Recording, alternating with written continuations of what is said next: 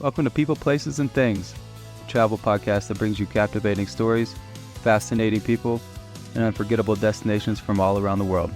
I'm your host, Ryan Lowe. Let's dive into this journey together. On today's episode, we have Ivan Spooner from the UK. Welcome, Ivan. Thank you very much. Good to meet you all. Yeah, it's good to have you on, man. I haven't seen you in years, but first I wanted to dive into your past, your childhood, growing up in the UK. How was that? How was that experience? And talk about your upbringing. Yeah, good question. I don't think it's a particularly unusual upbringing. Typical. Went to school, had some friends, was, I wouldn't say overly popular, but, I had a close group of friends and we just messed around a lot, played a bit of football here and there. And really, it was just a very typical upbringing in the south of the UK. So nothing too special about it, I'd say. Yeah, man. And you're a gearhead, you're an adventurer, you do all type of different extreme sports, and you've been all over the world. But what eventually led you to travel? I know you did a study abroad essentially in New Zealand. Talk about that a bit. Yeah, great question as well. So the study abroad in New Zealand was the first big trip I did, but I wouldn't say that's what kicked off my true traveling. So yeah, you mentioned about my childhood, having a think about it. I was always going on holiday with with the family, and I was doing some football camps out in Denmark, for example. I think pretty early on, I realised maybe the typical British culture is as comfortable as it is, there's more to see out there. So yeah, after a pretty interesting trip to Denmark, eventually joined university a couple of years into uni. Luckily enough for me, my government paid for most of my journey to New Zealand as part of the study abroad program. So that gave me a pretty cheap route to go out to, well, at the time, New Zealand, biggest country I wanted to see by far at the time. Was out there for 5 months. Um, yeah, studying at the Victoria University of Wellington, so North Island, in the capital, Wellington, which was awesome. Met some other travelers out there, pretty much people doing the same thing as me, so studying abroad.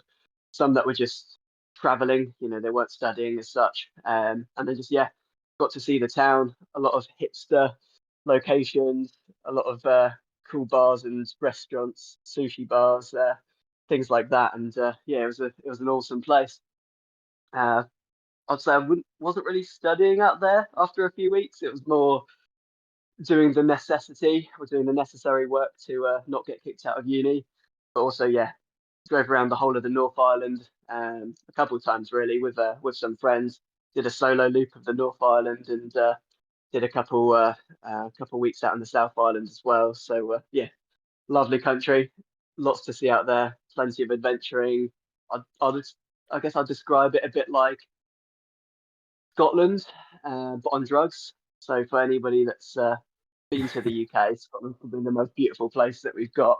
And yeah, New Zealand's blew that out the water, really. Yeah, it was awesome. Yeah, New Zealand is incredible, and especially if you love the outdoors.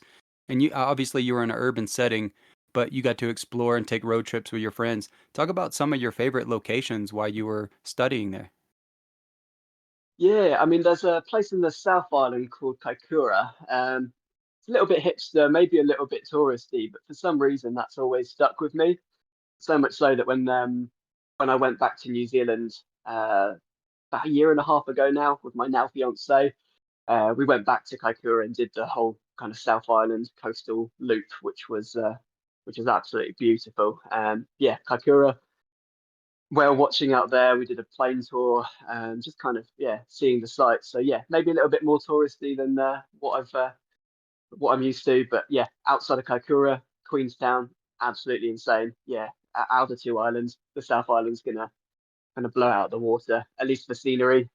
If you want more of an urban setting, North Island's the place to go. But when you're looking at, roughly a 50-50 land mass split between the North Island and the South Island, I think the actual population's 5 million in the North Island, about a million, million and a half in the South Island. So a lot less people, a lot more mountains, a lot more scenery. So yeah, Kaikoura, Queenstown for the hiking, for the mountains, a little bit more people out there, but generally speaking, the South Island over the North any day. Yeah, I've heard that from a few different people. Like as far as you know, just the outdoor scene, just like the doing extreme sports. I know you're a kayaker, and you got to do a plane tour. You got to do all these things, and doing like a road trip around the coast would be epic, man.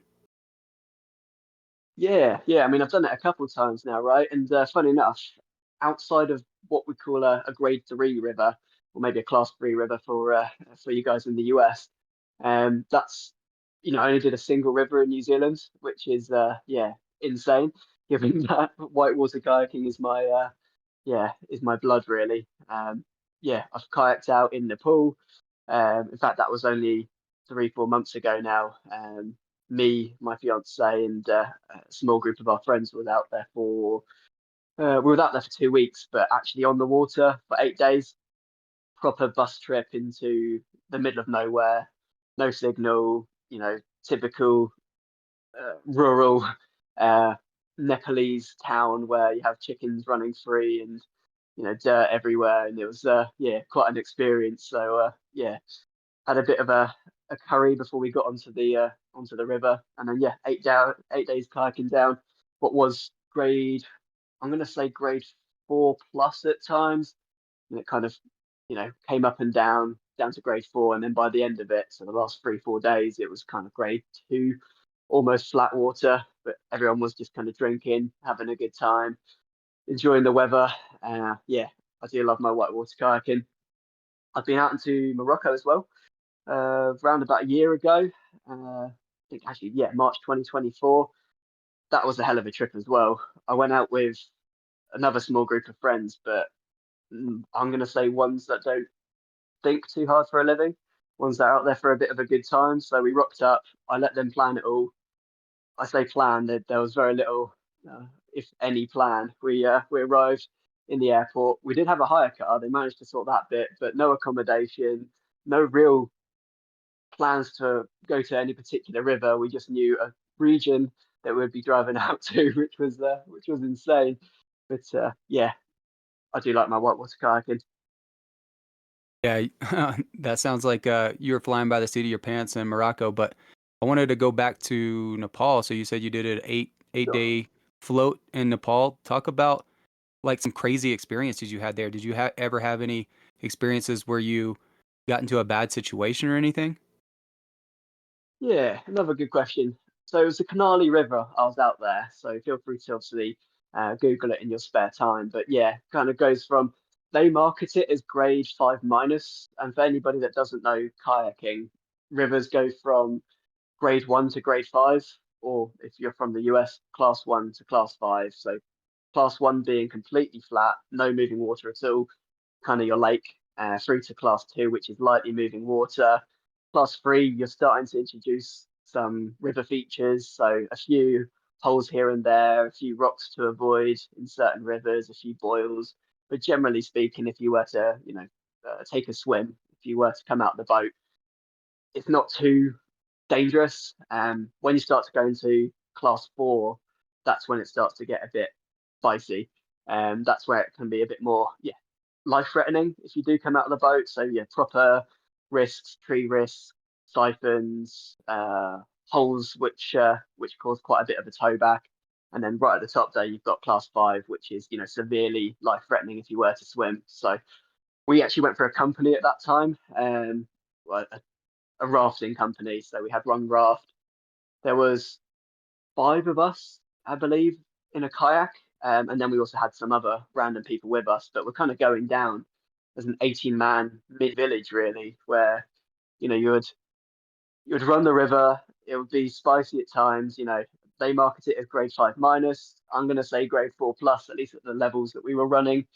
Um, and then you'll just kind of stop for lunch in the middle of nowhere. They'll rock out with some ready cooked hot food for you to eat. You'd re-energize, you'd chill out, you'd enjoy the sunshine, and then you'd get back in the boat and continue on down. It was a really weird experience being a whitewater kayaker out in Nepal, mainly because, at least for me and my friends, we'd never paid anyone to take us kayaking. So we had some really skilled guides. There were also really good chefs, it was just a luxury experience, really. You know, you'd rock up at a campsite in the evening. They'll create a toilet, um, pretty much with some towels essentially surrounding a toilet seat that they then dig a hole in the sand. They point it out so that you have the most beautiful view while you have a shit. It was it was awesome.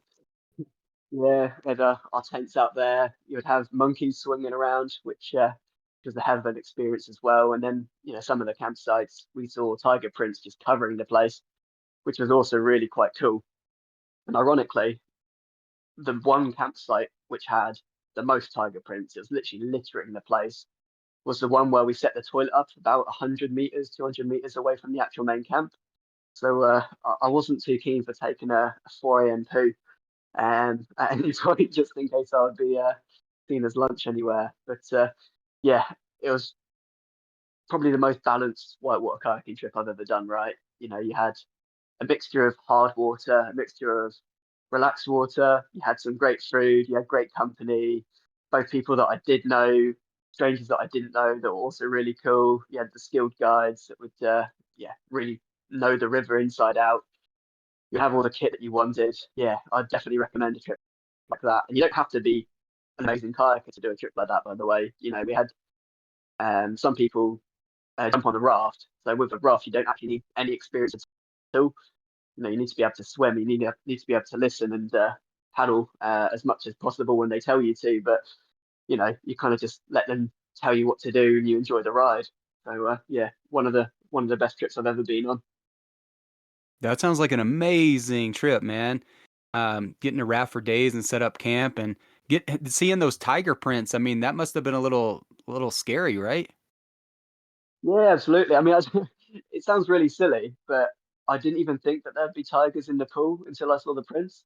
I'd expect monkeys and other bits, and now that you think about it, well, now that I think about it, it makes a lot of sense that there are tigers out there. But yeah, it was a bit of a surprise to me.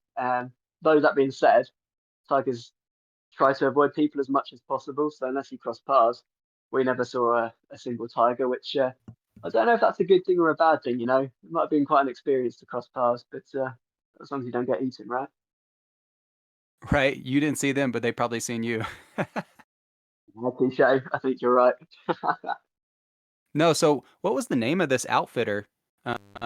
This company that put on the rafting trip or It's kayak rafting? GRG. Yeah, GRG kayaking or GRG paddling. Yeah, they're based in Kathmandu. They've got a proper office there where you can go have a beer. Milo, the main guy there, the one that owns the company, he's quite a character. I'm going to say he enjoys the drink. He's a bit of a Jack Sparrow, if anybody that's seen Pirates of the Caribbean. So yeah, he brought the energy to the party, and yeah, he had some really really skillful raft guides and kayak guides. So we had guides out with on the boat and with the kayaks out there. We had Milo running the raft, and then there was a couple supply rafts as well. So yeah, I don't know if you can imagine some of these sized expeditions. So yeah, I mean, 18 people, maybe 20, but we had one full raft. Yeah, probably 10 or so proper kayakers, both including my friends and the strangers out there. And then you had two pretty much bus-sized rafts, supply rafts, which had the food, it had the fridges. Yeah, it was quite a well, I wouldn't say a professional setup, but an established setup. Exactly what you'd expect with a Nepalese business, I guess. Yeah, I mean, Jack Sparrow of the Nepalese rivers. That's kind of cool. And I mean, you want your guides to be like that. You want your river guides to be like that. If they're not, a little edgy and aren't, alcoholics, I don't know. Do you trust them? Exactly. They wouldn't be doing what they would be doing if they were sane, right? So you have to accept that they're going to be a little bit wild. And they had their own stories as well, right? Some of those guys, over COVID, for example, they were running an upper section of, I believe, the Karnali, but where the water gets really steep, slightly lower volume, but much higher risk, kind of, 5 plus. And then in the middle of nowhere, they ran out of food because it's a multi-day expedition. They would go to the villages to resupply, and the villages would basically kick them out or tell them that they're not coming in because everyone at that time was so scared of COVID and so scared of getting COVID that they just shut down their villages. And they could see these paddlers that were just kind of sleeping on the riverside, but they wouldn't let them in. It was an insane story. And I think they were in one beach waiting um, to allow or to get someone to allow them in for about 12 days. So they were running out of food, pretty much running out of energy. They had a little ukulele and some music, and they created a few songs out there. So a lot of respect to those kind of guys because they've experienced some things I'll probably never experience as well. Yeah, because there's a lot of outfitters, out there, around the world, but sometimes, they don't have the same resources as someone, in the United States where have and are close to, or the UK, Yeah, wherever it might be in a, more developed setting. yeah, exactly. They make do with what they've got. Their equipment's much older. If you bring some of their equipment to the UK, for example, it just wouldn't be allowed on the river, right? People would just shun them for the equipment they use. But out there, it's a completely different life. They make do with what they have. Yeah, a lot of respect to them as well. So we left some kit behind as well to make their life a little bit easier where we could. But yeah, I think health and safety standards definitely differ between developed countries and developing countries. Not to say I ever felt at risk, and not to demean the skill and expertise they have because they were incredible. But definitely their standards are a lot different to ours. Yeah, and it's gonna be like that, man. And um, most of the time, those standards are set here. Uh, yeah, accidents do happen, but um, mainly because usually insurance purposes, they're like, all right, we're gonna make this as, crazy safe as possible. So like, the businesses can actually afford insurance, I guess. Yeah, exactly. Yeah, out in the pool, sign your life away. If it works out, great. If it doesn't work out, you took the risk, right? Yeah. No, I mean, that's the way it is. And that must have been an incredible experience. And we'll put the link to the company in the description of the podcast episode as well. No, I appreciate it. Yeah, I think they'll appreciate that as well. Definitely. Yeah. And so Morocco was a little different. Did you go with a company, an outfitter in Morocco, or did you more or less wing it by yourselves? No, yeah, we winged it by ourselves. So it's just a small group of friends. We hired a car, which one of our friends booked, and spent, maybe 10 emails, 5 phone calls, double checking that, hey, this car definitely has roof racks, right? So that we can get the kayaks on the roof. Um, of course, when we turned up, they didn't. So we had to deal with that, and they tried to give us 3 cars instead of one with a roof rack and all that kind of fun. But we had to explain to them, no, the only way we're going to transport a 9 foot whitewater kayak race boat essentially is with roof racks on it. Eventually, we got a car with roof racks just by chance because we realised that they could unscrew kind of sidebars, which we can then move horizontally and then screw them in that way. So kind of dacier bars. That worked out for us. And then the second car we had, which turned out we did actually need, we just made do with uh, sideways bars, basically, bars that run down the length of the car. Had to get the kayak on diagonal. And chances are, if you're listening to this, you've probably never seen a kayak mounted diagonally to a car, but it, it overhangs quite a bit. So we were driving through, the capital of Morocco, Marrakesh, motorbikes dodging us left, right, and centre. One of the sketchiest places to drive in the world, with pretty much a foot and a half each side of our car just sticking out, which people didn't really see. That was a hell of an experience. And I think I mentioned it earlier. We never actually had any accommodation plans, so we expected to camp, but I expected there to be some sort of campsite-esque place. But no, we didn't. We didn't know anything. We just rocked up 11 p.m. in the dark, found a what we thought was a very quiet area where we pitched up our hammocks and tents. Turned out it was not so quiet in the morning, and we were just pretty much surrounded by villagers just going about their morning farming. Kids coming up to us to just investigate what's going on, which is fair enough. But it's not really the vibe I want to be waking up to at 7 a.m. in the morning. Haven't had my coffee, don't really know where I am. That was yeah, chaotic to say the least. But the trip itself for kayaking, it was one of the biggest droughts in Morocco for 5+ years. So the rivers were empty. So we flew our kayaks over, middle of nowhere, nothing really to do, a couple of stray dogs around, a couple of villages, and all the rivers are empty.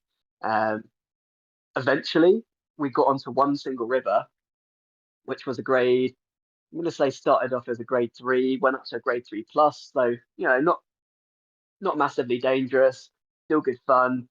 A lot of blind running, which you don't really do with kayaking. You want to be able to see the next eddy, the next place to stop, or you want to see what's the bottom of a little drop, just to make sure there's no towback or a tree in it. We weren't doing that, which wasn't the smartest thing, but it worked. And then eventually we got off at a dam, which we scouted the whole river on Google Maps beforehand. That's the only source of information that we had, and it was pretty much a clear run. So obviously, since between the time that the satellite images were taken and the dam was built, they hadn't updated anything. So yeah, we rock up. We just see this big water redirect through this massive tunnel of death. I'm going to call it, because I'm 99% sure if you go through that, there'll be a low head dam. So basically, something with a lot of recirculation that if you get stuck in, you're not going to come out. So yeah, we kind of got out on the side of the banks where we could. We were just walking around this construction site of the dam, and all the construction workers looking over at us like, "What are we doing?" You know, walking over the concrete, walking by the water channels, just trying to figure out how we get back in. And one of my, I'm going to say the most crazy friends, he thought it would be a good idea to try to convince us to climb over like a 7 meter overhang next to a lake, basically, where the dam's moving water so it stays flat essentially. But yeah, basically, if you fell off that, you just fall into not any water, but a bunch of logs and trees, and it just wouldn't be fun at all. It looked disgusting. So we decided that probably wasn't the best idea. We had to then ferry across, so go in the kayaks to the other side of the river, and we we're walking past all the cranes and such.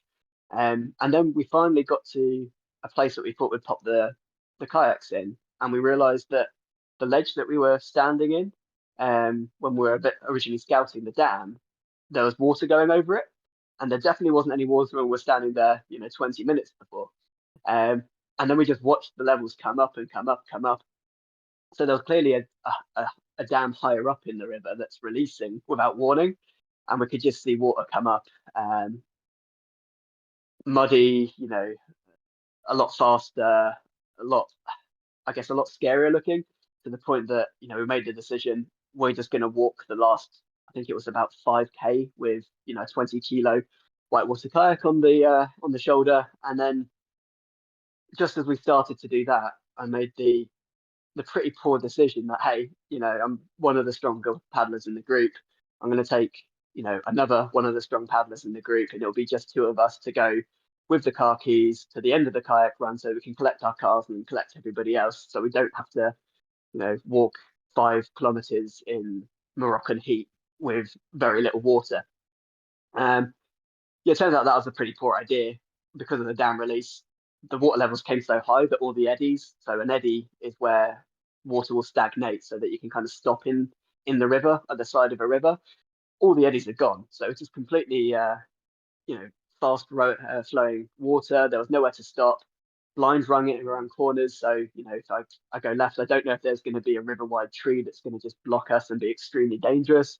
And I think the words I used at some point is we were one town weir away from seeing the big sky man. So so yeah, there was one man-made weir along the way that we didn't know about, that is retentive enough. We could have been the end of us. So again, made a decision to call it ASAP. Found the first, it's not even an eddy, just the first bank we could gamble out at. which we did. We then had to kind of wade through kind of 2 meter high semi-moving water, not 2 meters, but probably about a meter actually, but enough to be tricky to stand on. Scampered out with all our kit, and then we had just some Moroccan civilians come up to us and say or try to explain how big the water was. Like, bro, we know. There's a reason we're getting out here. So anyway, that we cut down our walk by about 3k. Had to walk the last 2k. In fact, I did a bit of a jog towards the end, and it turned out to be all right. But yeah, that was a hell of an experience. Probably one of the dumbest kayak runs I've personally ever done. Partly from my own bad decision making, but hey, you live and learn. Yeah, man. I mean, that sounds absolutely extreme. And just going out there by yourself, not knowing anything, like you said, you're doing blind runs on the river with um, absolutely nuts. Like anything could have happened, Yeah, at any given corner or moment. yeah, exactly. And I didn't really think about it at the time, but if we did have a major incident, you're in the middle of rural Morocco. What are you really going to be able to do? So we had travel insurance, but if you don't have phone signal to speak to anyone, or if you're 3 hours away from the nearest proper hospital, then you're in a bit of a poor spot. Yeah, but that's adventure at the end of it. It wouldn't be a proper adventure if there wasn't a little danger, right? Exactly. Yeah, I wouldn't have stories like this if we didn't have a bit of fun along the way. So I'd agree there. Got to push your limits and take a few risks here and there because you only live once, as they say. That's right. And you've done a lot other than kayaking. You've done the Mongol Rally, which is one of the craziest overland rallies in the world, and it's wacky. Like the rules they have are wacky, and it's a company out of the UK called the Adventurists.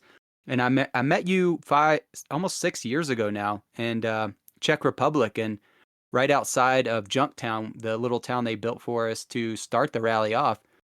Uh, Talk about your team, how you got introduced to even go on the Mongol Rally, and how you prepared for it, and just some of your experiences. Yeah, so the teammates I had, there was only three of us in the car.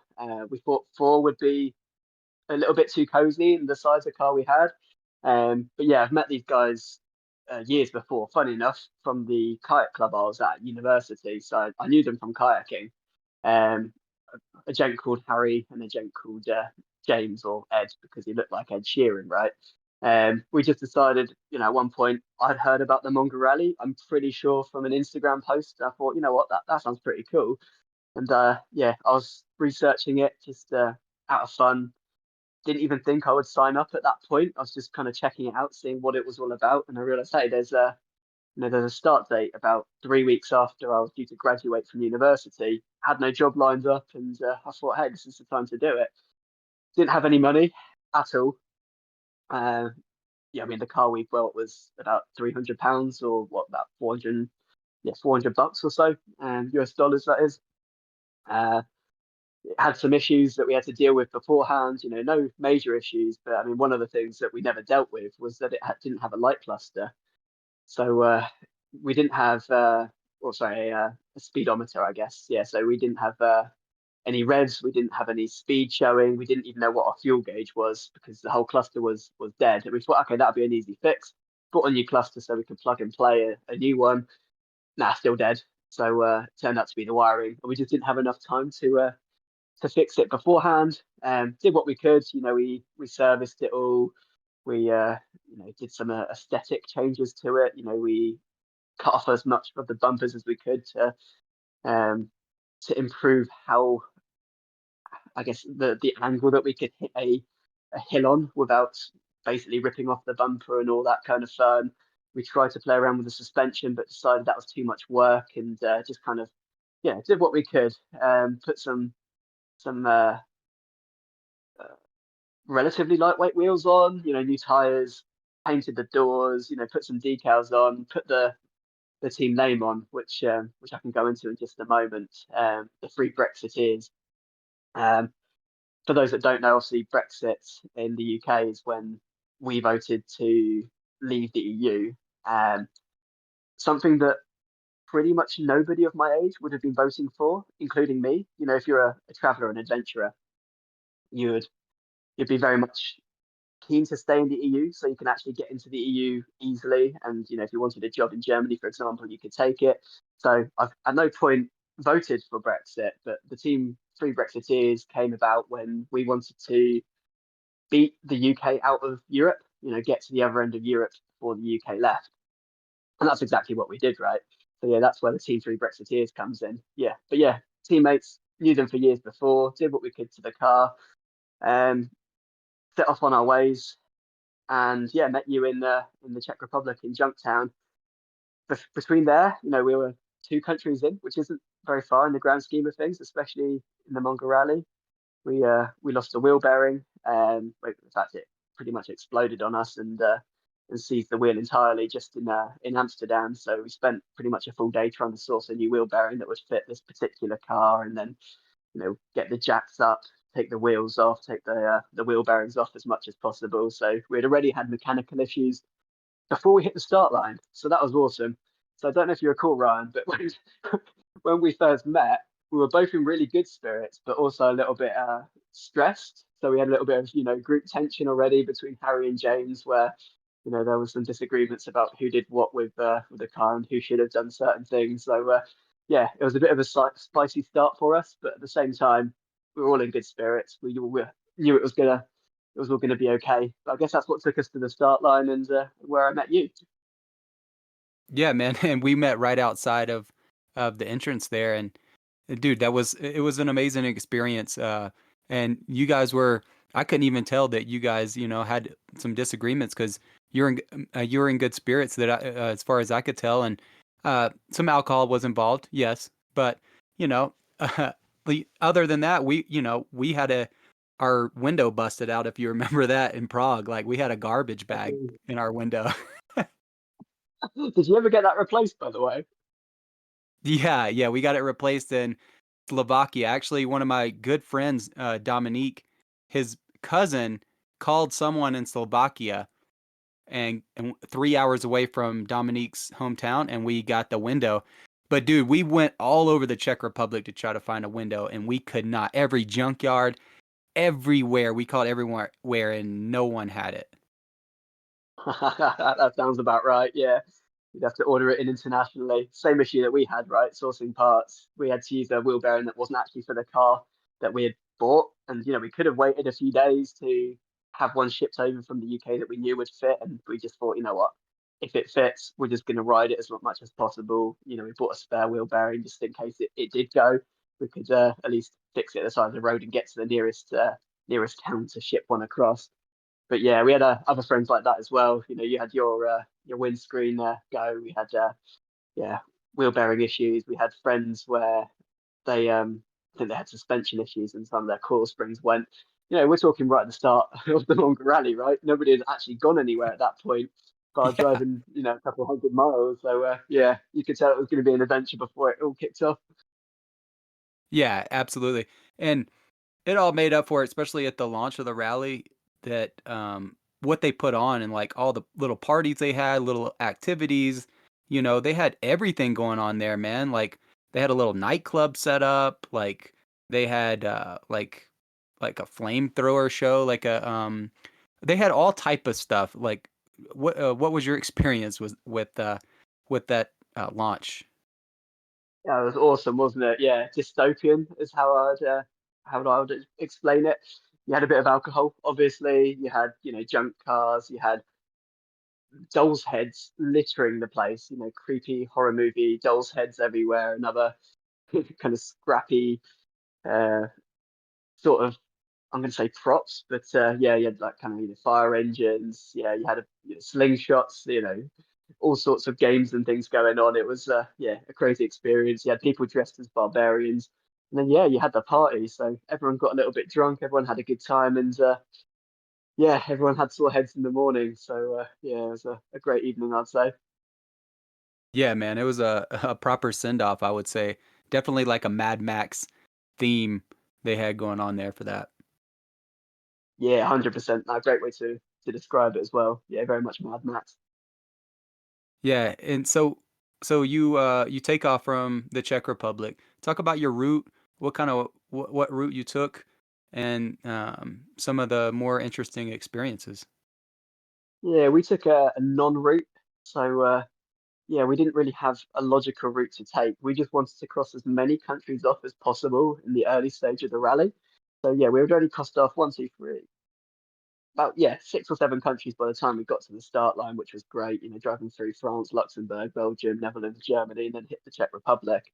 Um, then that's when we really kicked off and did a much wider zigzag. So yeah, through the Czech Republic, we went through to Slovakia, Austria, where we stayed with some family friends, just for like one luxury night before we properly, slumbered down into saving money mode and sleeping out in the tents and the hammocks where possible. Um, I just remember we reached our friends in Austria, and these guys are fairly well off, right? They've obviously done well for themselves. And the first thing they asked us is, "Oh, are you on your way back?" Because we looked like such shite that they thought that we'd already done the rally and were on the returning path. But no, we'd only just started at that point, so that was good fun. Yeah, through there went to Slovenia, Croatia. We then hit Bosnia and Herzegovina, which yeah, first real experience of corruption. They had their civil war a number of years ago, and they're still in rebuilding mode in a lot of it.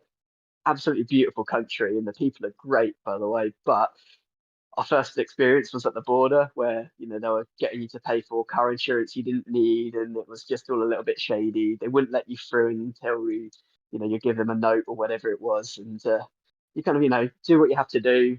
Lose 20 quid, 30 quid or euros, and you get on your way. And then I was just hit by this stench of raw sewage the moment we got through the border, pretty much. And I was like, oh shit, what are we getting into here? Um, and that's because obviously the Civil War had tore up a lot of their infrastructure. People were having to live pretty much in slums. There's bullet holes all over the houses, and we just made the decision like, right, we're gonna enjoy the experience here, but we're gonna get through this country pretty quick because this is as bad as it's ever been for us. Lo and behold, in the future, later on in the rally, this was easy. So yeah, we just kind of hightailed it through Bosnia and Herzegovina. Stayed at the pretty much just stopped at the fuel stations and kept going. Camped at the side of basically a field for one night, and then we're out the country at that point into Serbia. Serbia, I would say, is like middle or little Russia. They probably wouldn't like me saying that, and that's probably a little bit insulting for them. But we had larders driving all over the place. The old Soviet cars. You had a big Russian feel, and I'm half Russian, so hence why I thought there was a bit of a Russian feel to the country. I really enjoyed it. There was yeah, some great food. Again, interesting people, quite cold in my experience, but that was all part of the experience. But yeah, we drove through Serbia into or up towards Romania actually. Um, that's where there was party number two. I don't know, Ryan, did you ever get to the Romanian party, or did you take a different route? We took a different route, but I want you to talk about your experience. It was a beach party, right? It was a beach party, yeah. So that was, I guess, the first time we had seen anyone else properly. Again, a little bit of alcohol involved. One of my teammates got way too drunk and went off with a Romanian girl, and I think he probably caught something, which we have never let him live down. So in the next few days, he was pretty itchy, shall we say, and we had to stop at some pharmacies and a doctor at some point, and he was fine by the end of it. But yeah, we never let him live that down the whole time. Well, to date, I think I only saw him a month or two ago when we were going skiing, and I had to remind him there. But yeah, enjoyed Romania, enjoyed the party, went through to Bulgaria, which lovely beaches, which I wouldn't really expect from Bulgaria, but proper I think it's the Dead Sea if I'm not mistaken there. But yeah, proper beaches, which is great fun. Down into Greece and the Greek islands, and got to enjoy the good weather until we finally got into Turkey. And that's I guess when we left Europe. When we crossed the Istanbul Bridge out to the Asian side. So how did you enjoy Turkey? What was your experience there? Did you did you go into any like old Roman sites, or what was kind of the route you took there? Great question. Yeah, so Istanbul was, as you would expect it, full of, I guess, shopping or bazaars. That's where we could resupply. We could enjoy some nice food. We would enjoy, uh, I guess, the hospitality side. There was one time where we stopped at a shisha bar, and we let them make a recommendation for us, which was a poor decision because, £100 later, when you're working on a budget in the first place, yeah, sparklers coming out of a watermelon with your shisha pipe. It was, yeah, a lot of people looking over at us and clapping, and it was just a little bit a, an old fuck moment of, we messed up and let them take us for a bit of a ride. But beautiful place, beautiful country. Yeah, great people there as well. We drove through into the Asian side and kind of towards Cappadocia, the other side of the country, where it's best known for its hot air balloons. So every morning they'll set off, it changes, but around about 200 hot air balloons, and it just looks incredible. White cliffs everywhere, scenery like you've never seen it before. So if anyone is listening and hasn't heard of Cappadocia, definitely give it a Google. Um, there's obviously some stop off points between Istanbul and Cappadocia. We stopped off at I think it's called Al Albad Bazaar or something along those lines. I'll have to let you know and send you a link about it. But around about, I think, 200 or so castle-looking houses, like a major development, which they had abandoned nearing completion. So you've just left with 200 shells of castles just overlooking this kind of bottom of the hilltop, really. In the valley, and it was just a really strange experience. You had security everywhere, so you can actually go in and climb all over the buildings unless you wanted to take a bit of a risk. But even then, it was worth the experience just to see this desolate place where I think about 250 or so million pounds were spent and just all lost because they never completed. Probably Whoa. partly because, yeah, the whole place stank of chickens because there was chicken, I think, egg farms littering the place. And I can imagine if you want to spend a fair bit of money on your Turkish holiday home, you didn't want it stinking of chicken shit. So yeah, we had that experience, which was really interesting. So also worth a Google. We stopped at salt lakes, which you'd expect with Turkey. They were beautiful. We got our pictures out there. We met some other ralliers before. Yeah, we went off to obviously hit Cappadocia. We were on a budget. We didn't pay for a hot air balloon, but even the experience of watching all these hot air balloons kind of take off in the morning. Um, Probably the best picture I've ever taken was there, where we had a stray dog kind of walk in front of my shop and on a cliff top, and he just kind of lied there with sun coming over him, and it was incredible. Like, I didn't set up the picture at all. Didn't expect this dog to come in, and he just kind of wanted to be there. It just made the perfect shot. So I can send that one to you offline as well. But Turkey, incredible place, and then drove into Georgia, which is possibly my favorite place on the rally. I absolutely love Georgia. So what was your experience in Georgia, and what made it your favorite place, or one of your favorite places at least? Yeah, I mean, ex-USSR, so my Russian side of me coming out again, and again, proper Russian feel again. I wouldn't say that to any Georgians or vice versa. They see themselves as very differently, and rightly so. But they've got cultural similarities in certain ways as well. Again, back to the Soviet cars, which I really enjoyed, but the food was absolutely incredible. So the garlic bread that they would have, pretty much garlic on bread, but if you're a garlic fan, absolutely wonderful. But otherwise, potato-based meals, whatever it was, mince-based meals, it was just absolutely gorgeous. And I'm a big dog fan as well. And I think you had the highest population of stray dogs in the world in Georgia. So a non-stop stream of dogs to say hi to and stroke and hope they don't bite. And none of them really did. They were all really quite friendly. And that's when we came across Basker the Hound. So one of the stray dogs that we saw came up to us at our campsite, or the field that we're camping in anyway. Um, and just wanted to say hi. And then we realized there was a big cut on his tail or her tail. And we thought, this is just kind of stray dogs. But as we thought about it, we thought, this dog isn't going to make it very far with this infected cut on the tail, which looked pretty easy to heal. But obviously, as a stray dog, nobody's going to really do that. So yeah, we took Basker the Hound to Tbilisi where we could get a vet to have a look at her. Figured out later that we've stayed in touch with them and confirmed that Basker was eventually adopted into a really nice, loving household, which was really quite wholesome. We had updates for a year or two after the rally, just to keep up to date with what Basker's doing. But yeah, dogs, food was incredible. The driving was absolutely nuts. Um, you know, couple millimeters here and there between you and the car in front of you, and someone's going to try to push in. We had to scrape past a few lorries just to make a gap and stay in the convoy that we were in. We had a couple Mongol Ralliers at the time that we were staying in convoy with. A pretty tough job with the driving out in Georgia, but all part of the experience. But yeah, I think the food out in Georgia was absolutely insane. That's probably my main takeaway. Number two to that, definitely the dogs. But from there, went off into to Azerbaijan. That's when we tried our chicken hearts, which were actually really tasty. Yeah, never expected that I would have the opportunity to eat chicken hearts. In fact, it might be in chicken hearts and chicken brains.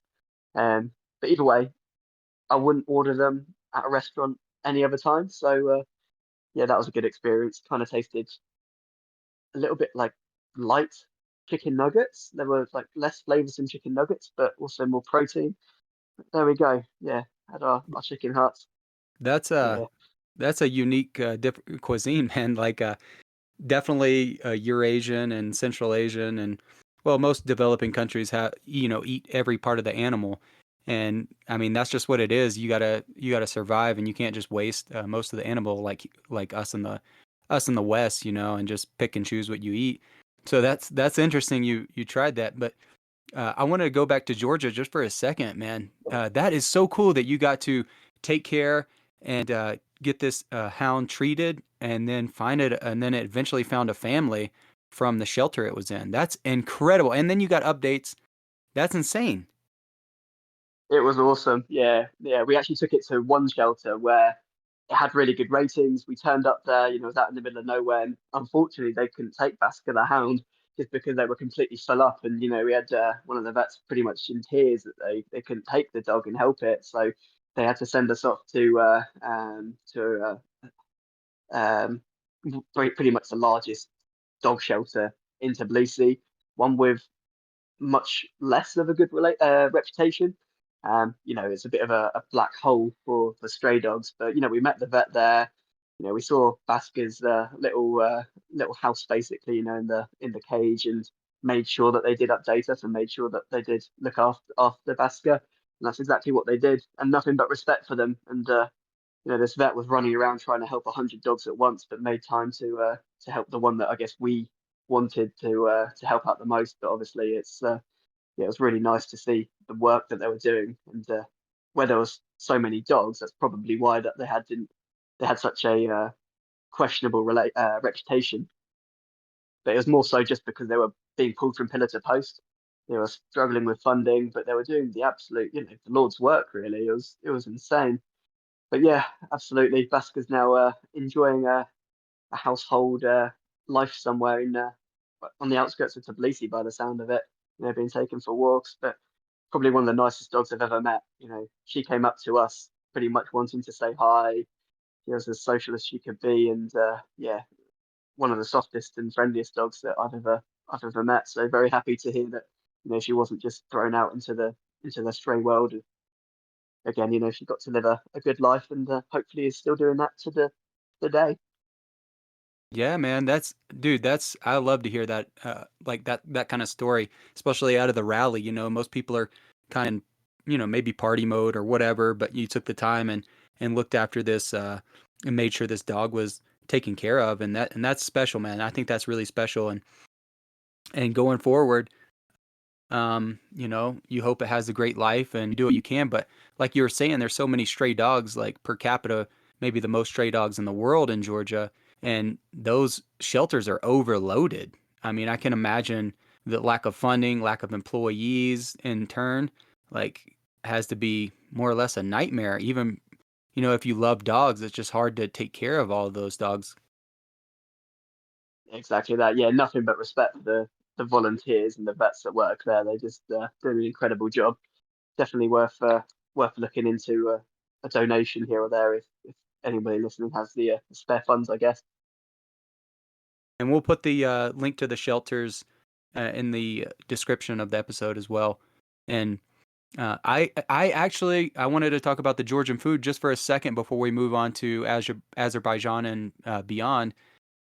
Georgian food is incredible and it's very obscure and unknown to the world. They have they do a lot with like veal and wine sauces, and they have the kinkalis, like the big soup dumplings, the meat dumplings are really tasty. And the I don't know if you got the chance to try like the fried chicken in the little cast iron pots with, I forgot the name of the dish, but it's like garlic cream sauce with fried chicken. And I mean, like, Oh, obviously sounds incredible. I'm American, so like, that's like right up my alley.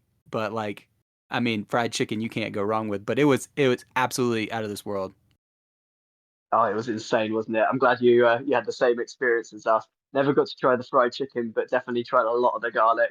I mentioned earlier with the garlic bread, they love their garlic out there, and pretty much everything seasoned with a little bit of garlic here or there, or a lot of garlic for some of the dishes. You had pizza-esque meals with fried eggs just sitting on top, cooked to perfection. Yeah, the beef, the veal, yeah, the dumpling sort of food as well. You get similar food out in other similar areas of the world. So Russia does their pilmeni, which I absolutely love. But yeah, the Georgian dumplings are something else. You've got the soft batter. You've got some of them garlic sauce as well. I'm pretty sure we had a garlic dumpling meal because we love that kind of stuff. And then the meat in the middle with the sauce, absolutely insane. And probably one of the cheapest places you can go and live like a king for a couple of days. So if anyone's interested to go to somewhere quite unusual and unknown, and obviously is able to get to Georgia with relative ease because it's probably not the easiest country to fly to. But if anyone does and has the means to get there, go enjoy it. It's great culture, great people, great food, and yeah, great dogs. Yeah, and in the countryside, it's everyone makes their own wine. So everyone like and is willing to share. Like they're so hospitable in Georgia as well. So I second that recommendation to travel and um, experience Georgia. But yeah, we'll move on to Azerbaijan. So you went to Baku, and then eventually like a lot at the port there, and then you got ferried across to Turkmenistan, right? We did indeed, yeah. Azerbaijan, incredible country as well. Again, I think what people realize when they go traveling is the further away from the developed world you go, generally speaking, the nicer the people are. Obviously, there's a bit of corruption here and there. You can't expect not to be without individual issues, but the people in general are just so friendly. So yeah, we pulled up in Azerbaijan. We got our bull bar welded onto our car whilst we did some other repair work in a garage, and got a picture with the whole garage team. And they absolutely, yeah, they loved working on the little Vauxhall 1.2 liter box, I guess, that we were driving to Mongolia and back. Yeah, they absolutely loved it. First place we got stopped by the police properly as well. There was an incident where there's this three three lane highway, and you would have 5 lanes of cars basically overtaking trucks. They're going out onto the dirt road as well to overtake. So I thought, you know what, we'd join them. This is clearly the way that they like to drive out here. And that's when a police car spotted us, and decided to pinpoint us to be the ones to stop rather than anybody else out, any of the locals and such. So yeah, as a half an hour session sitting in the back of a police car, basically in Russian, repeating, "I know what you mean, but it didn't happen," over and over again until eventually they just gave up. We gave them our pen to sign our bonnet, and that's exactly what they did. Shook their hand, and off we went without having to pay uh, I guess a police stop any money, which was good fun. And yeah, towards the back end of Azerbaijan, that's when we met some of our I guess our closest Mongol Rally friends as well. We met a number of teams out there just waiting for the ferry out to the Caspian Sea to cross into Turkmenistan. And this is the ferry that doesn't have a time schedule. It turns up when it turns up and it leaves when it leaves. So, the some of the closest friends that we met there had spent 3 days just sitting in a car park whilst we've been obviously going and enjoying everything. And we rocked up, met them for an evening, and just by chance, that's when the ferry arrived, and we could get on and go together. And we formed a 7-car convoy through Turkmenistan. So I guess for anybody that doesn't know much about Turkmenistan, one of the tightest dictatorships in the world, a lot of oil money, strong relationship with Russia, really interesting place, and probably the least Western place that we went across the whole rally. And our experience as a 7-man convoy was, as soon as we got off the ferry, we ferried or ported up at a military port because they didn't have any civilian ports really. So just a bunch of border guards, all military. You'd go from post A to post B to post C. No one would tell you what the next post would be or what the process was. They would just refuse to tell you. You'd pay, $40 at this post. You'd pay, $100 at this post. We'd pay, I think it was $200 of advanced fuel tax. Pay for fuel tax in advance. This is a country with fuel prices of about 10 cents at the time per litre. There's no chance in hell we would get close to paying for $200 in fuel, let alone in tax. So there was a little Right, bit of corruption going on. Yeah. right, right. It's it was such an interesting and odd, weird country, man. Total culture shock for our team as well. And we were convoying with some Kiwis, with a Kiwi team, and man, it was an interesting experience and very like it was hard to get across the border. It took us like 7 hours to get through the border. Oh, exactly that. And I guess question for you, Ryan, how much lighter was your wallet by the time you actually left the border? I think ours was about $1,000 lighter. We had about $5 to our name by the end of it. Yeah, yeah, they definitely took us for a ride as well. Um, I don't remember like exactly, but man, it was a hell of an experience. And then we ended up blowing our head gasket literally 3 hours later down the highway. Oh no, what in Turkmenistan as well. Yeah, dude. Getting a car fixed out there must have been interesting. Dude, it was so funny. The team, the Kiwi team, actually ended up towing us with a 15-foot tow rope we had, and I was behind the wheel, white knuckling, dude. Because I don't know if you remember, the highway was so bumpy that we just kept getting just on the bumper, and then right back it would snatch us off due to these bumps. It was insane. Oh, you brought back a core memory. I've burnt those out of my brain as you mentioned it just then. The potholes. There were so many potholes, man. They were everywhere. Some of the roads beautifully, freshly tarmacked. Pretty much the access roads between Ashgabat and the other main locations. But anywhere outside of the main locations, so as we drove north towards Uzbekistan, the worst roads we drove. We'd drive through dirt roads, which would be fine across most of the countries, but these tarmac roads, which would have been tarmac, 40 years ago, just destroyed by trucks over the years, became absolute tire killers. Yeah, we had a fair few punctures along the way. We had to hammer out, literally our wheels folding in on themselves, and that's when we decided, with the next possible place in Uzbekistan, we were going to replace our wheels with something a little bit stronger because they were just folding in like cheese. Yeah, a lot of yeah, pumping up tires, a lot of fixes, and yeah, I mean, obviously, we this is probably past Ashgabat as well, which is one of the most interesting places I've ever been.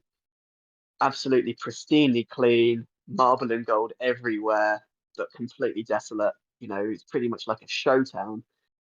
Definitely definitely recommend going to visit if anyone ever has the means and ability to. Quite a hard country to get into, but yeah, just an incredible experience. We went into a restaurant which was meant to be kind of like an American restaurant, and nothing on the menu was American at all, really. The closest thing was like a semi-Western burger, but yeah, it was an awesome experience. definitely recommend going in there, getting shown around the town, walking through the streets where a police officer would stop you and tell you to go a different direction because someone important was going to be walking through in the next few minutes. And then you'd walk that direction. 30 seconds later, you'd be sent in a different direction, and then you'd just be taken through a maze that they're kind of walking you through. Yeah, great place. Definitely an Yeah, interesting experience.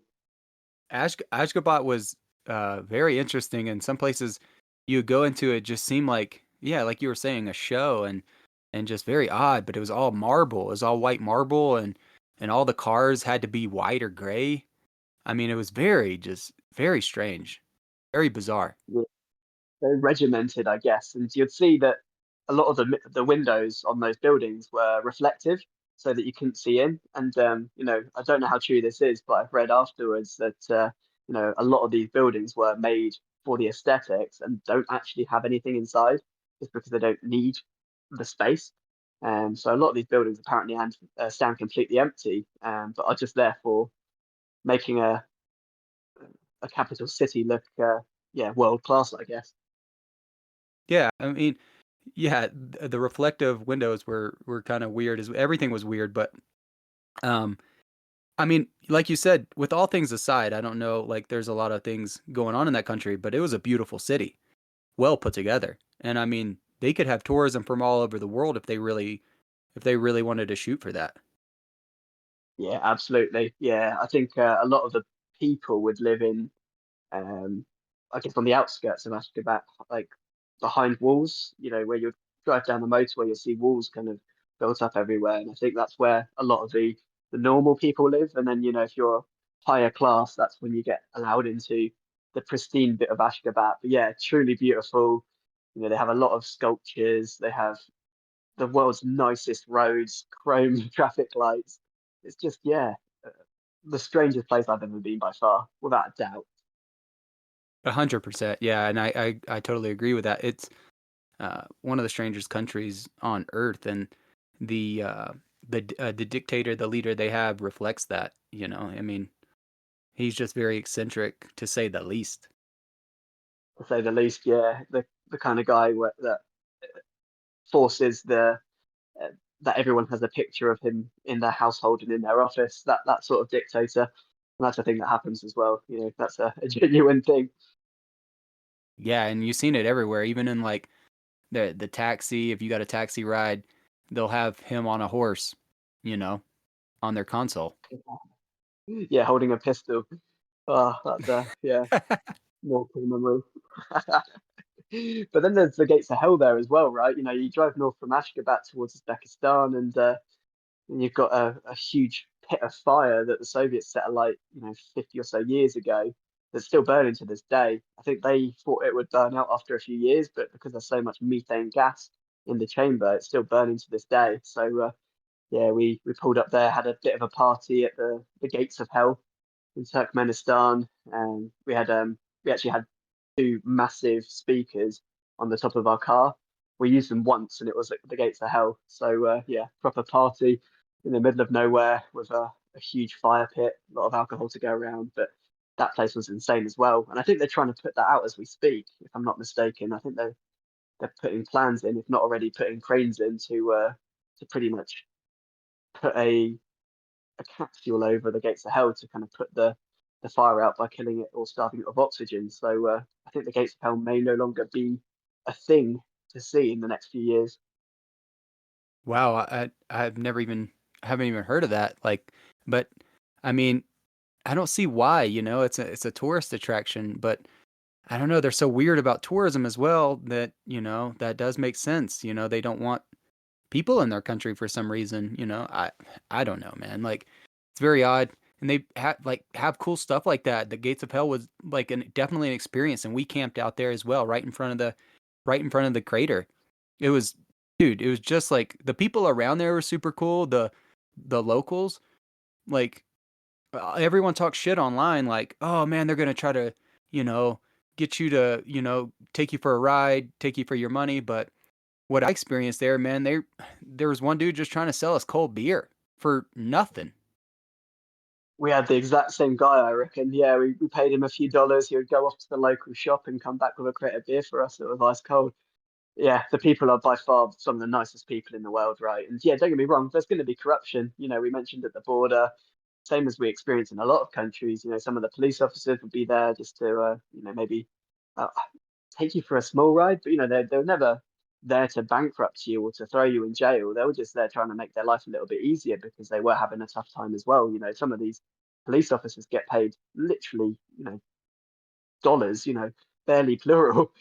they're, they're seen as respectable jobs, but they don't get paid well out there. So you can see why people turn to that sort of thing. But that's not what defines a country or what defines a culture as well. The people are incredible. And even, the police officer that stopped me in Azerbaijan, for example, we had a good time with him. Shook his hand, had a laugh with him. He signed our bonnet before we headed off, and yeah, he pulled us over. But he just wanted $20. We just didn't want to give him $20 at that time. 'Cause, yeah, the people are the best. Yeah, and you're totally right. It doesn't define like the people and the culture. It's just a couple, sometimes people are in bad situations and they're just trying to make a buck and they look at you sometimes as, it sucks, but like, hey, he's got a couple dollars. They see dollar signs and, part of that brain takes over. It's like, ah, man, I need, I want to be a little bit more comfortable for the next week. But I mean, it's honestly just natural human instinct when you're deprived of opportunities. Exactly that, right? Yeah, exactly that. And to be fair, where at the time we were very much poor in UK standards, we were, very different when we were out there. When we had savings of a couple thousand each, I guess, and they were being paid a couple $100 per year. It's a bit of a reality check, and you do have to take a step back from time to time to realize the situation that you're in. Yeah, 1,000%. And um, so moving on from Turkmenistan, you go into Uzbekistan. Did you go to Kiba and the some of the other Silk Road cities, Bukhara, Samarkand? Yeah, definitely went to the main ones. I must admit the names of them have come out of my memory over the last few years, but some absolutely lovely Silk Road-esque, you know, Middle Eastern building, I guess vibes. The actual aesthetics of them all, proper desert, flat country, roads between the different civilizations. Again, some of the nicest people we've ever met out there, just people willing to have a chat. A lot of them actually spoke English as well, which really surprised me. I wouldn't expect Uzbekistanis to speak English. And don't get me wrong, not all of them did, but a lot of them did, and that really impressed me. But yeah, beautiful, beautiful sceneries, yeah, beautiful country, but probably the flattest country we've been to as well. I'm a big mountain man. I enjoy my gradient and my altitudes. Didn't get that in Uzbekistan, but it still had its own vibe to the place. It was great. Yeah, definitely have a cool charm, great architecture, great history, and there was a few times they just approach you with a watermelon or ask you to come eat with them. I mean, and not asking for any money. They just wanted you to experience the culture and cuisine. Now you're absolutely right. That's the part of the world that starts to get into hospitality and travelers being seen as guests and being seen as sacred, essentially. So everyone does want to share a bit of their culture, understand a little bit of yours, a lot of just, honest sharing, which was fantastic. Yeah, a lot of the kids would come up and, try to speak to us as well and would, do our best to communicate with them. Yeah, it was, yeah, really quite good fun. And that stayed throughout the rest of the rally, really. From Uzbekistan onwards was where you were kind of seen as a sacred tourist. You got that through into Tajikistan, to Kyrgyzstan, even in Mongolia, it's exactly the same. Yeah, quite an Yeah, experience. yeah, exactly. It turns into a different mode, and we experience great hospitality, and going into Tajikistan and Dushanbe, and then going onto the Pamir Highway. That was an incredible experience in itself, and I think one of the most friendly countries I experienced the entirety of the rally. I'd agree there as well. Yeah, Tajikistan definitely has a place in my heart. Have a few stories from Tajikistan as well, heading into Dushanbe and then through the Pamir Highway as well. We were convoying with a couple other cars at the time, so we never felt alone. But we got to share the experiences, and it felt really, really quite welcoming as well. But yeah, driving into Dushanbe, for example, we uh, we came across I think the locals called it the Tunnel of Death, if I'm not mistaken, Oh yeah, I which remember was like, that. yeah, kilometer, no ventilation at all. And that's when the whole tunnel got covered in smog. We came across, two stories to this same tunnel, funny enough. The first one was a motorcyclist that we came across. So another guy, solo in his 60s doing the Mongol Rally. So much respect for this guy. Didn't realize that this tunnel you pretty much couldn't breathe in because it was just full of smog and carbon monoxide. He started choking out when he was driving through the tunnel.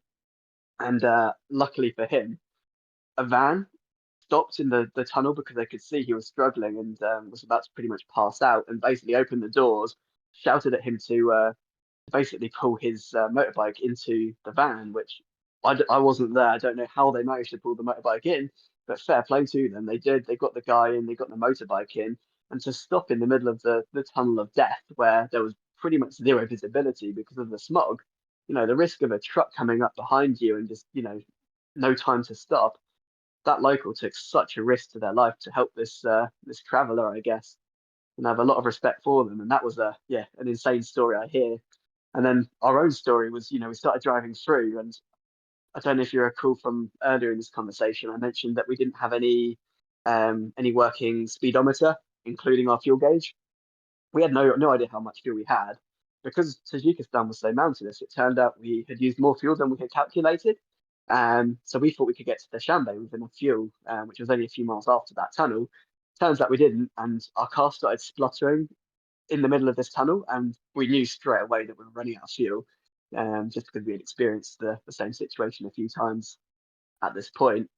And we pretty much rolled out of the tunnel at a couple of miles an hour with no oomph left in the car.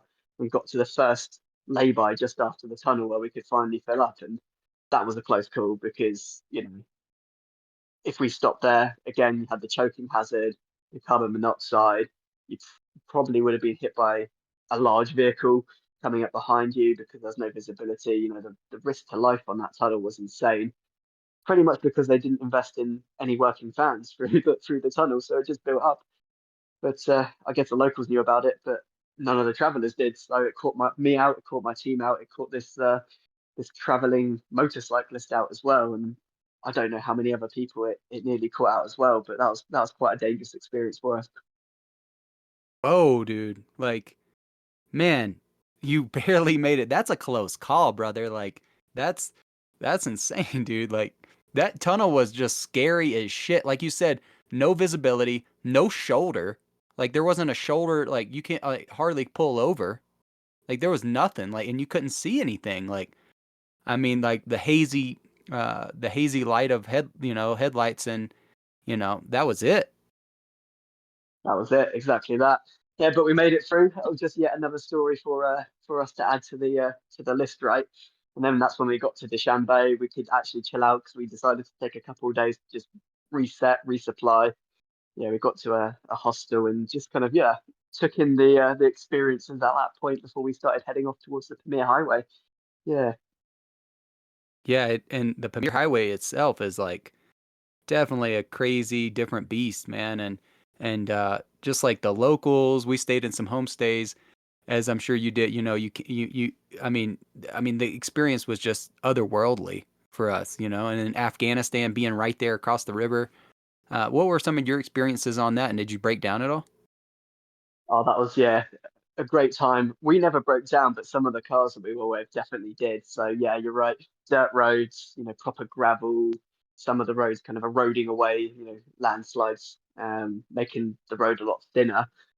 Thankfully, never to a point that you can get the car through. And for us anyway, you had some really steep hills where some of the cars would just basically wheel spin and have to reverse back, try again.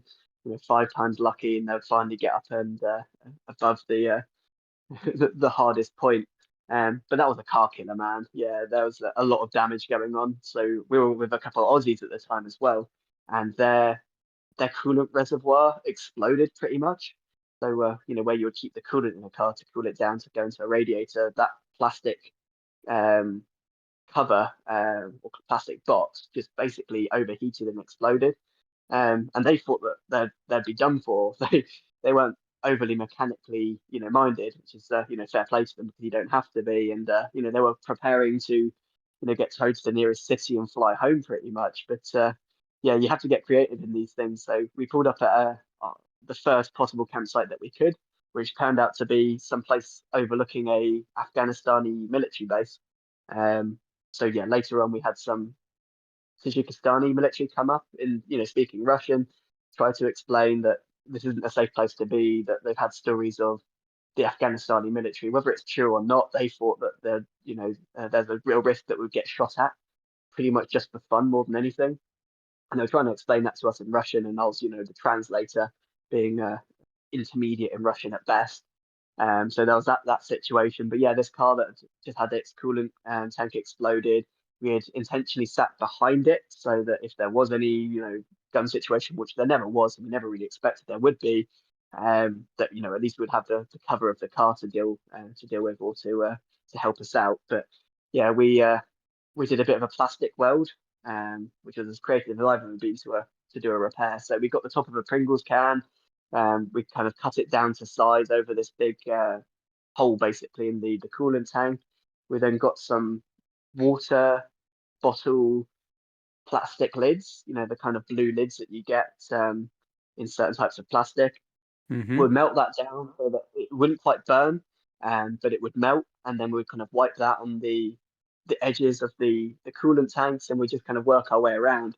Probably the proudest mechanical fix I've ever done, just because I never thought I'd be utilizing my kayak welding skills in the middle of the Mongol Rally in the Pamir Highway in Tajikistan. But yeah, we got them back on the road. It held its water until the end of the rally, so yeah, we got them fixed there.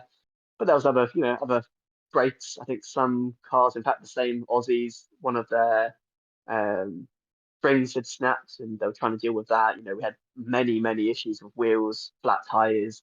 We still had, in fact, we had upgraded our wheels at this point to some wheels we picked up in Uzbekistan, which we called the Soviet wheels, which were pretty much bulletproof, but we'd still get flat tires through the rubber itself. Just spikes going through, having to patch them up, that sort of thing due to our spare wheel. But yeah, we were lucky that we never had any major mechanical issue. No head gasket issues, nothing like that. But yeah, we definitely helped out where we could.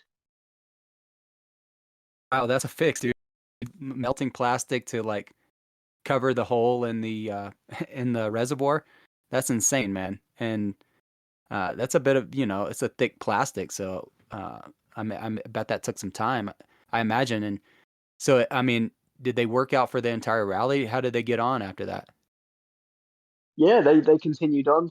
We split ways eventually just because our route was slightly different to their route. So they carried on around the the longer route of the the Pamir Highway, where we took the traditional Pamir Highway, which went a bit more direct at some point once we kind of left the Afghanistani border. But yeah, we kept up to date with them the whole time. They made it to the finish line, and that's when they did the ship the car back by train routes and then flew back off to Australia, I believe. So yeah, the car made it. It did what it needed to do. So fair play to them. Yeah, that must felt good to be able to get that fix done, like you said. But so you're moving on from Tajikistan into, so you took the more direct route into Kyrgyzstan. I think I'm butchering that, but Yeah. Nobody really knows how to pronounce Kyrgyzstan, nor do I. So let's go Kyrgyzstan, whatever you want to call it. Yeah, one of the most beautiful countries I've ever been to. Rainbow-esque mountains, proper high top mountains. It was the highest point in the whole Mongol Rally. I can't remember exactly how high we were, but I think we took the car 4,600 or so, 4,700 or so meters, which is pretty tall in the grand scheme of things, pretty high altitude. You could definitely feel there was slightly less oxygen. Not that we had any issue because we weren't going for a marathon run at any point, but yeah, that was great. Absolute beautiful scenery. That's when we started to get the feel of the tents essentially, or the yurts essentially or the yurt, sorry. That was the first proper kind of yurt experience we've seen. Obviously, we went through to Mongolia where there was tons of yurts, but yeah, that was a absolutely beautiful country and one of the most desolate as well. One of the most back to nature countries. And I did mention I'm a mountain man. I love my nature. I had a good time in Kazakhstan.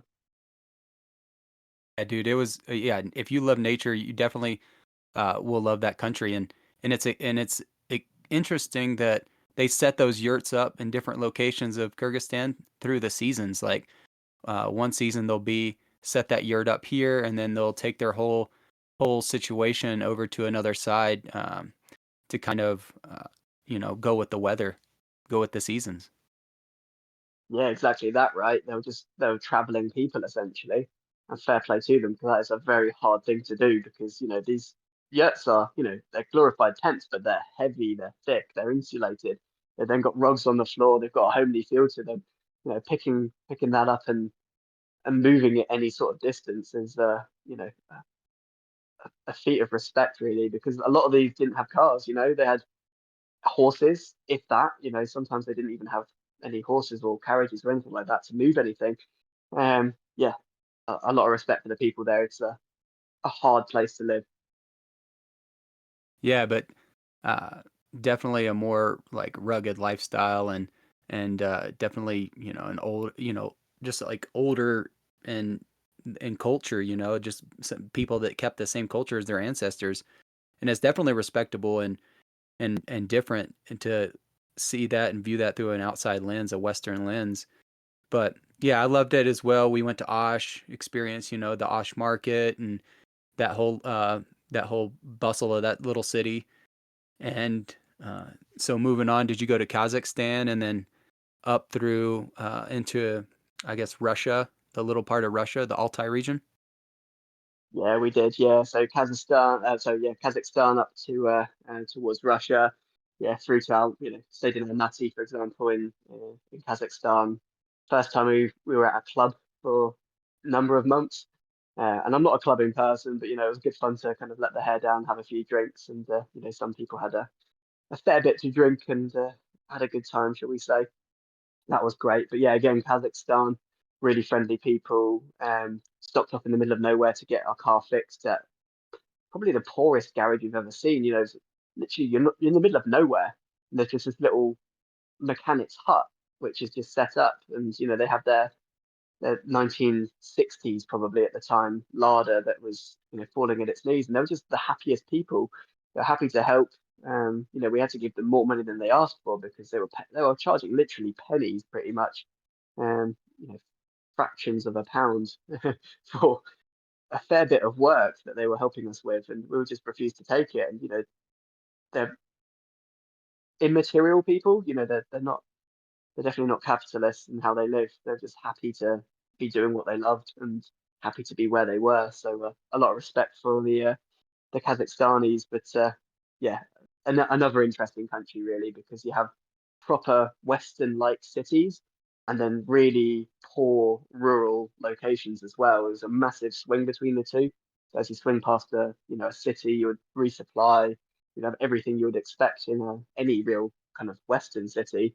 But then you'd move through to some of the poorest locations in the world as well. So Kazakhstan was an eye opener for me, I think. And then through into Russia before then cutting into the Mongolia, yeah, Mongolian border and going across Mongolia from there. Yeah, man. The and dude, Kazakhstan, you're right. The swing of things is insane. Like, and I experienced like a little Las Vegas. There's like a strip of casinos right outside of Almaty, or maybe like 30 minutes outside of Almaty. There was like a strip of casinos off the interstate. Yeah, I think you're right. There was a lot of yeah party-esque establishments, clubs, casinos, probably a few brothels if that's your thing. Yeah, there was quite a bit going on in Almaty. Yeah, absolutely. And it was pretty bad roads up into Russia, and Russia got better. And the Altai region is really cool. A lot of people, it's an obscure region of the world, and it's like their outdoor playground. and it's mountainous. It's definitely got more of the outdoor activities for Russians. Yeah, no, definitely. Yeah, that was the first time, it's a double entry through Russia. We kind of cut across into Aktash, and yeah, that was the first time we saw I think it was a Subway, a sandwich place for for probably about a month and a half, 2 months. So there was a lot of civilization going on there. Yeah, again, people are, typical Russians. They're fairly cold uh, as people, but they're also really welcoming as well. They're cold in their communication style, but as people, they're very friendly. It's just that Westerners don't interpret it that way every time. So yeah, I got a final, a feel for that for the first time for a while before we did go into Mongolia. And that's obviously where one of the most remote countries in the world as well. So that was probably where the most stories lied out driving across Mongolia. Yeah, so you drove across Mongolia. Did you stay in any yurts, and what was the experience there? Yeah, we did. There was only a convoy of two of us at that point. So our car, the Three Brexiteers, and then the La Paz van, a team of Maltese gents that we'd convoyed from actually since meeting them in Azerbaijan. I'm surprised I haven't mentioned them more, given we've pretty much done half the rally at this point with them. But yeah, two-car convoy. Stayed in a couple yurts here and there, in fact, probably 3 or 4 times. But other than that, just yeah, kind of camping on the side of the road to try to save some money, eating pretty much pot noodles and cutting it back to the basics because we're really tight on money at this point. So, but even then, the yurts were a couple, well, for us, a couple pounds a night, really. Delicious food, really nice people. We met the whole family.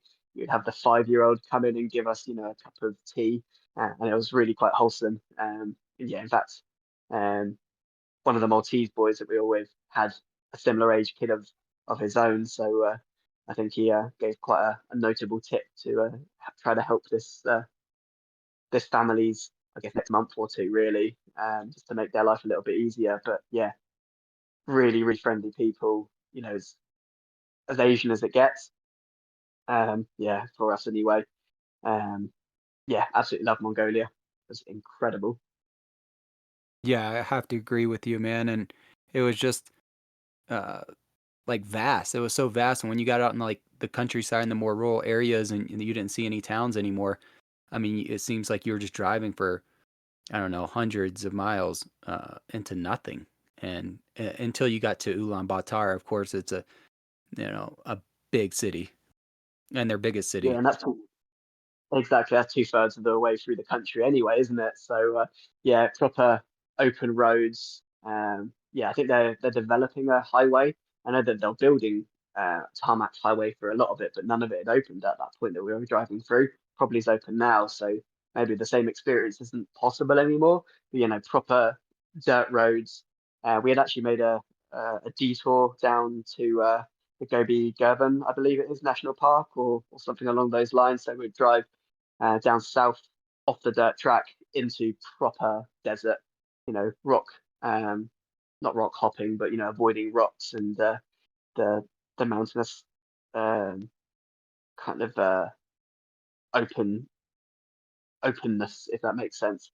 Yeah, and that's probably where we had our first major mechanical issue, right in the middle of the Gobi Gurban Desert. My teammate Harry, he had a bit of a play with the car, and he had driven way too fast for the road surface and hit a bank of rocks essentially that he couldn't really avoid going at the speed that he was going. Just 'cause he was trying to have some fun, right? And he ended up punching a hole in our fuel tank just in the middle of the Gobi Desert. So that was a proper oh no moment where we had to watch a full tank of fuel just leak out into the desert, really. And there was no saving it, right? Because the wind was blowing so high.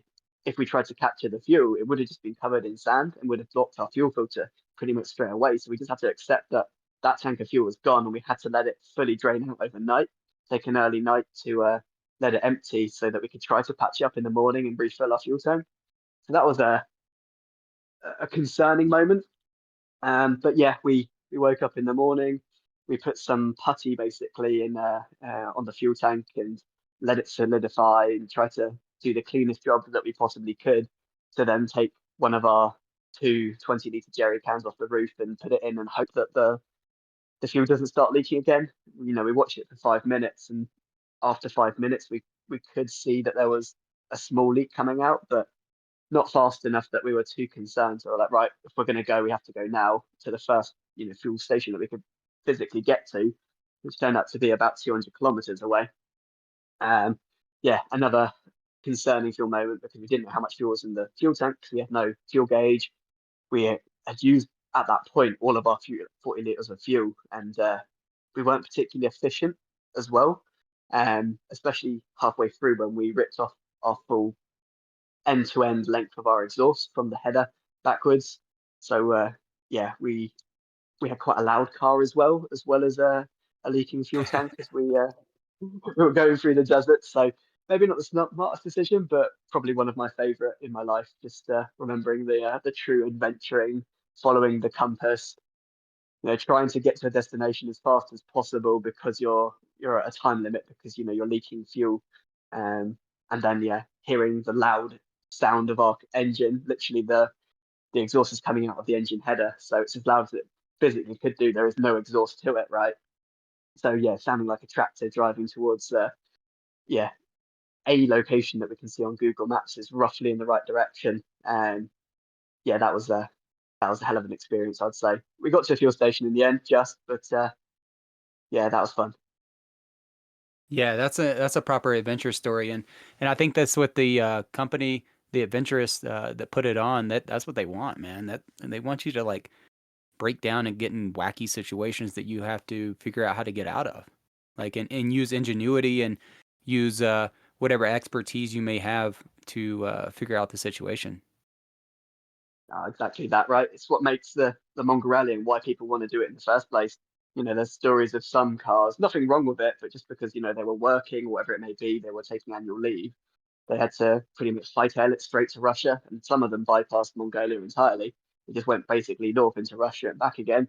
Fair play to them. They'll do what they needed to do and wanted to do. But for us, we wanted to take more time, spend as long as possible, zigzagging, going off onto, side quests essentially, strange, wacky adventures, go off to different locations. And yeah, there's a bit of damage to the car, but it wasn't the end of the world. In fact, we stayed without an exhaust pretty much throughout two-thirds of Russia. I think we fixed it, just a couple of hours outside of Moscow eventually.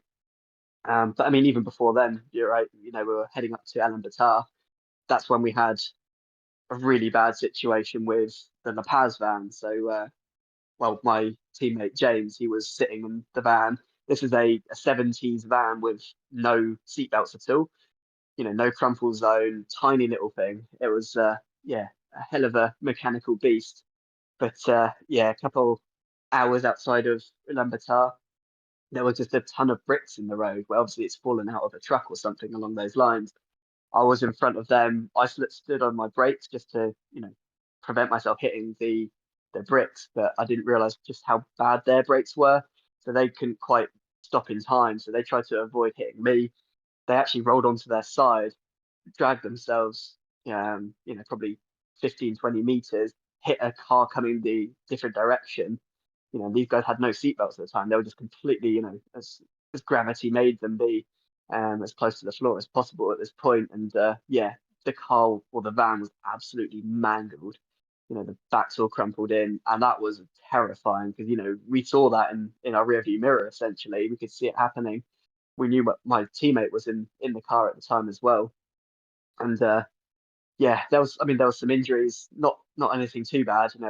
Everyone walked away, but my teammate James had to get taken to hospital because of a previous back injury basically flaring up, and he was put on quite a lot of the good stuff for a couple of days, but eventually he wasn't too bad. He had to leave quite early, but that was a really scary moment. That was our first proper crash in Ulaanbaatar, well, sorry, in the whole Mongol Rally, but near Ulaanbaatar.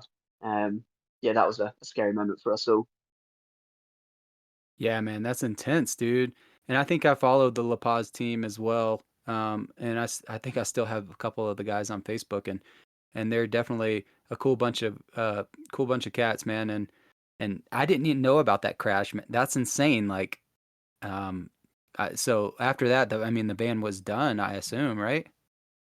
It was, yeah, completely done. I mean, funny enough, when they flipped it back over again, um, they could turn the engine on. It sounded like an absolute truck. And obviously, I'll send you some pictures afterwards, which you can link to the podcast because it's really quite interesting to see. The thing was, basically folded in half. The whole back's crumpled in. Most of the windows are blown out. But yeah, they managed. They couldn't drive it too far because all the wheel alignments and they probably lost some brakes. The brake lines probably split, or they didn't want to risk it. So they got the last kind of 7 hours of drive to the finish line on the Mongol Rally done by a tow truck. But they started the truck, they drove it onto the end line. We had a really good team picture with our car and then their car. I didn't actually mention before that happened, we hit a truck, or I should say, a truck hit us in Mongolia as well. Not nearly as bad, but yeah, we were driving down the main road and a truck pulled out on us from a dirt track. We had to slam on our brakes and we basically crashed into the side of them where, the truck driver would step up the ladder into the cab. And so that completely crumpled the front end of our car in. It wasn't too bad. The wheel alignment was out slightly. Yeah, we had a bit of an argument with them around whose fault it was. Um, before going on. So yeah, we had damage to our car, not nearly as bad as the Paz van did, but yeah, it was quite a funny picture. Our car with the front crumpled in, their car completely crumpled. But yeah, both of these cars, our exhaust is on the roof rack of our car there as well. We both drove them on, kind of a good ending to the Mongol Rally, or at least to the finish line at that point. It wasn't quite the end for us. So yeah, we you drove up on the podium with it all crashed like that. I mean, that's a proper ending, man, dude. That's a proper rally, dude. So how did you feel? How did you and your team feel when you finally reached the finish line? Oh, it's a weird feeling. It's kind of bittersweet, right? You kind of want it to keep going, but you're also kind of ready to go back to the homely, warmth of the UK essentially. But that wasn't the end for us, which was nice. So we had James had to fly off to go back home, partly because of the injury, partly because he needed to start a new job ASAP. And then me and Harry, we'd keep going off. We drove across the whole of Russia and then through Eastern Europe back. So we didn't put the car on the train. This was pretty much our halfway point at this point for us. Not nearly as many stories on the way back because we hightailed it back, but yeah, a bittersweet moment when we got to that finish line. An amazing feeling, kind of our friends were kind of going off to do their own thing as well, go back to Malta. They would fly off and put their van on the train as well. We met up some other people we met up along the way as well, and kind of had a few sharing story moments around their experiences, for example. Yeah, it was really wholesome at the end. Definitely a bittersweet moment for us. Yeah, and dude, the stories you have are incredible, and it was life changing for me. That trip was absolutely life changing, and definitely a moment, or months of my life that were probably the best. Like, I don't know, like in the moment, some moments where it sucked so bad, but when you look back, it's just, man, it was one of the greatest adventures of my life, and I don't know how if I'm ever gonna top that. Exactly that. I'm in complete agreement there. Definitely one of the best times of my life. Definitely the freest I've ever felt, especially as I had no job to go back to, right? So I was just spending as long as I could just going to different places with the little money I had.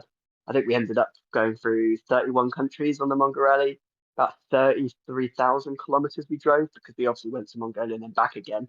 So it was a hell of a drive, and that took us about 3.5 months. So a lot of threes.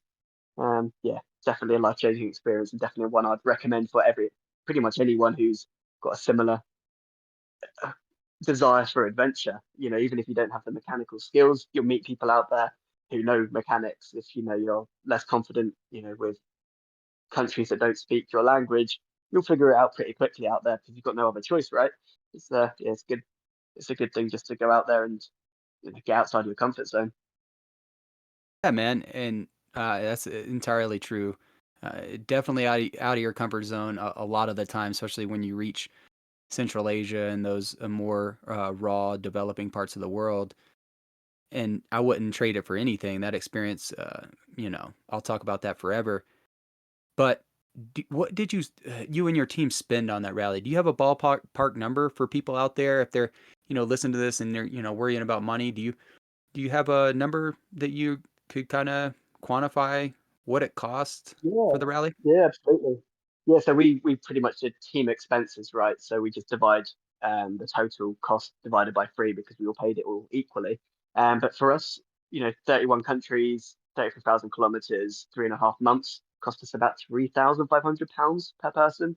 So about what, 4,200, 4,300 US dollars per person for us, which, given the time spent, the memories and the experiences we got out there, the return of investment was very much there. And I don't want to sound too entitled, but a lot of people can save 3,500, with just working overtime or spending a couple of months being a little bit more careful with how they're spending money in their normal life.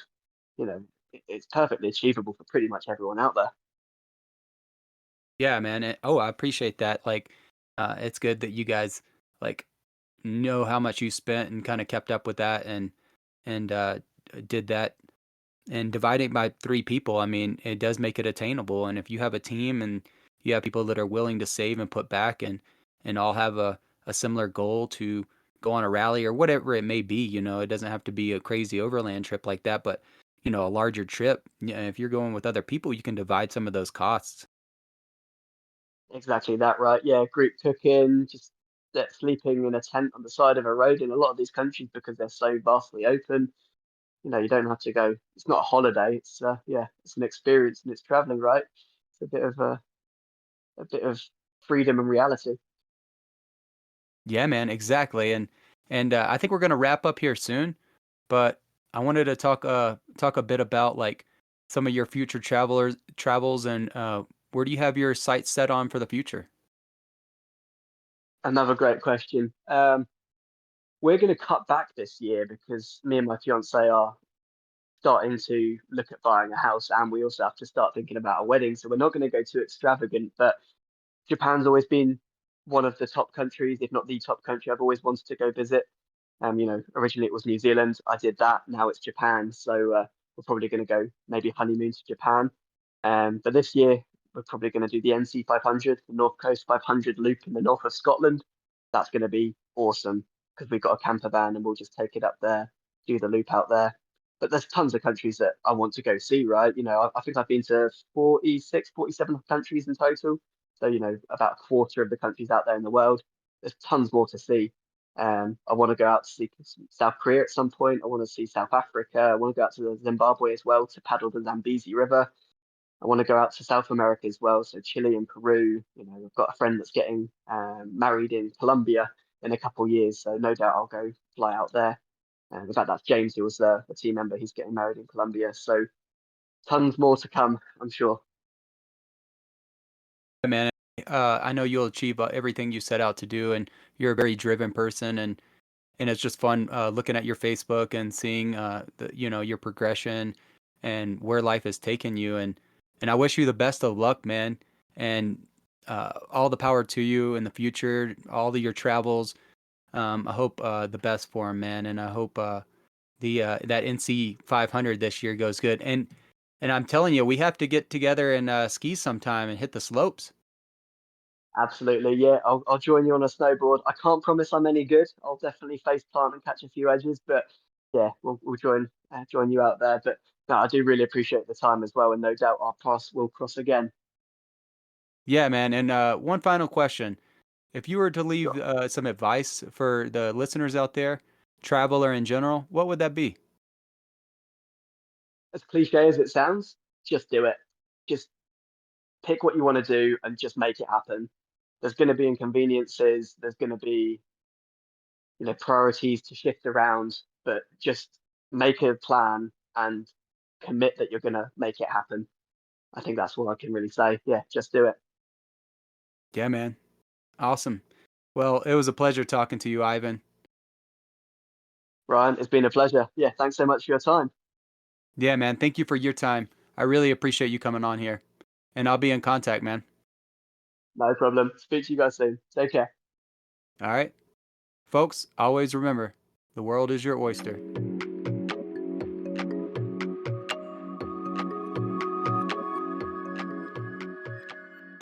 That's a wrap on this episode of People, Places, and Things. Thanks for joining us on this journey. Whether you're dreaming of your next adventure or just love hearing stories from across the globe, we hope we inspired a bit of wanderlust in you today. If you enjoyed this episode, don't forget to subscribe, leave us a review, and share it with fellow travelers. Until next time, keep exploring, keep dreaming, keep discovering new people, places, and things.